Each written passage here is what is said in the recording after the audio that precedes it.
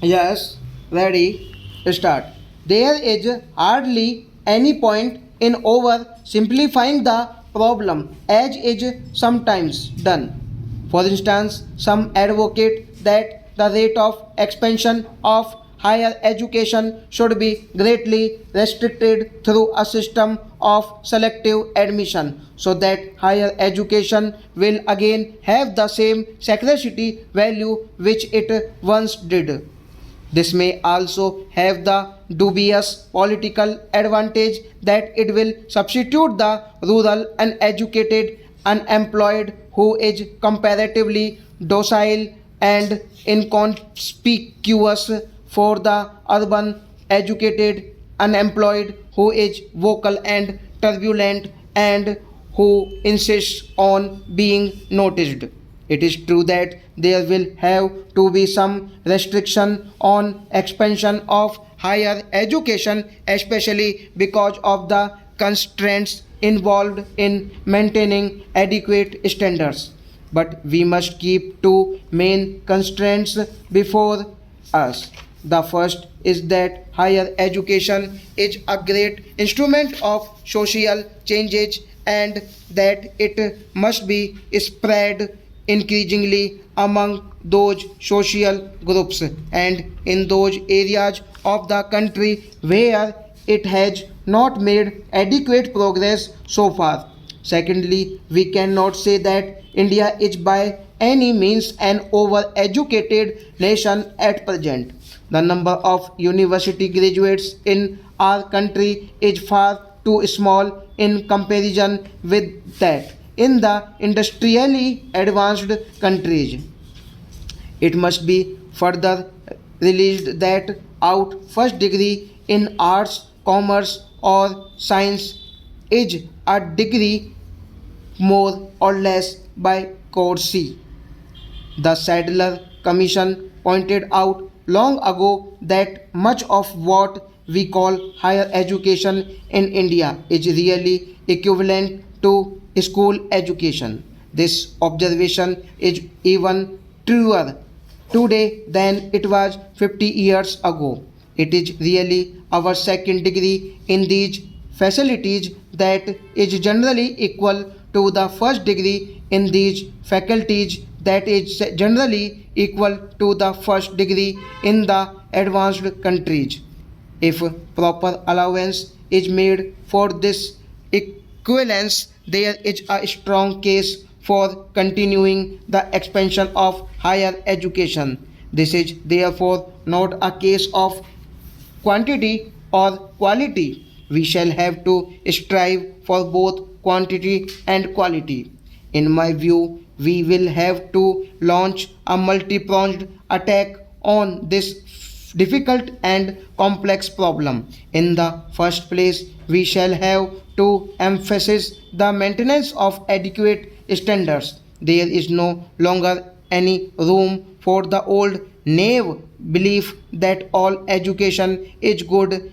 We must now release that education, especially higher education, is a double edged weapon.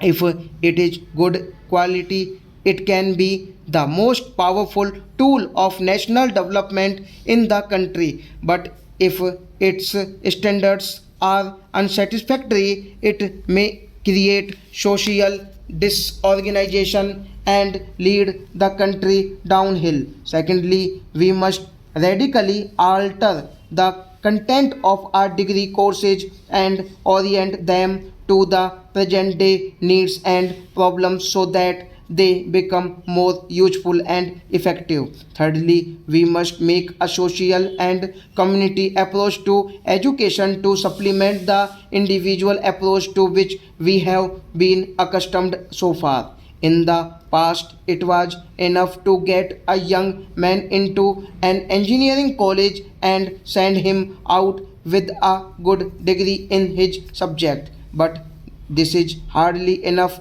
at present, and while we are training a young man to be a good engineer, we must simultaneously take steps to build up the industries in which he can find adequate employment. In other words, a large and intensive program of national reconstruction has to be developed side by side with our plans of educational expansion. These programs are by no means easy to develop, but nothing worthwhile is ever easy.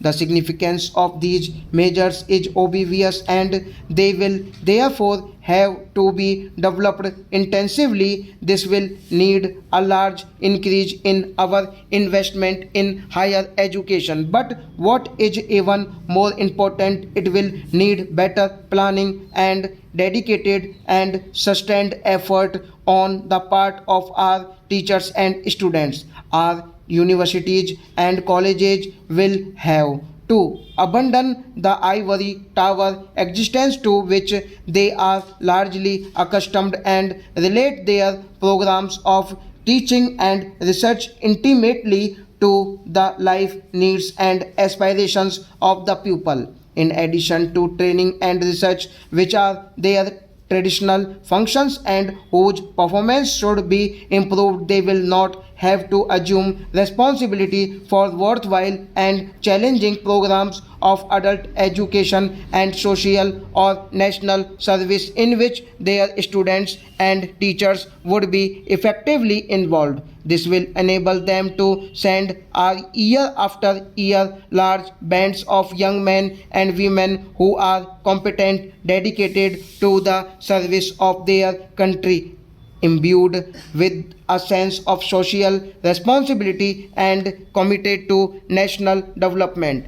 In its turn, this will help the nation to prosper and the economy to grow so that there will be more and better employment opportunities for the increasing number of young men and women who will continue to flow out of the institutions of higher education. A golden circle can thus set in a vigorous action for self improvement by universities and colleges accelerating economic growth and national progress, and these in their turn leading to larger investment of resources in higher education for future and its full still further development both in quantity and quality. Stop.